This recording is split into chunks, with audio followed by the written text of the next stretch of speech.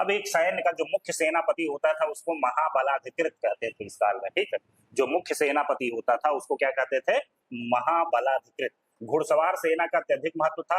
अधीनस्थ शासक भी सैन्य सहायता उपलब्ध कराते थे। तो सामंती व्यवस्था यहाँ से जोर पकड़ने लगती है। जब हम लोग अर्थव्यवस्था पढ़ाएंगे आपको तो आपको बताएंगे सामंती व्यवस्था क्या है। जैसे कि इन लोगों का जो वेतन होता था आमतौर पर वो भूदान दिया जाता था, जमीन का दान दिया जाता था और बता दिया जाइए इसको आप यहाँ अन्न उपजाइए और अपना जो वेतन है वहीं से ग्रहण करिए। तो जब ये धीरे धीरे ये वेतन स्वरूप जमीन का अधिकतम हिस्सा इन अधिकारियों के पास या कर्मचारियों के पास आ जाता था तो ये धीरे धीरे एक क्या कहते थे स्वतंत्र शासक भी बनने लगे थे, स्वतंत्र शासन भी करने लगे थे।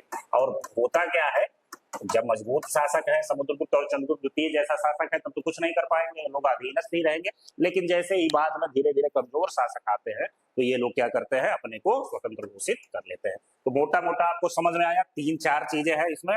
4 अधिकारियों का नाम बताया मैंने। संध विग्रहिक मतलब युद्ध एवं शांति संबंधित मंत्री।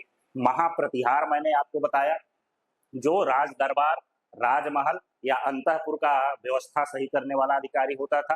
फिर ध्रुवाधिकरण मैंने आपको बताया था कि राजस्व का प्रमुख अधिकारी होता था, राजस्व वसूलने वाला। फिर हमने महाबलाधिकृत बताया कि वो मुख्य सेनापति होता था, जिसमें घुड़सवार सेना का महत्व इसमें दिखाया गया। तो इन 4-5 अधिकारियों का नाम रखिए आप, आपको जरूर पूछा है। वहां तो कम से कम 25 से 30 अधिकारियों का नाम मिलता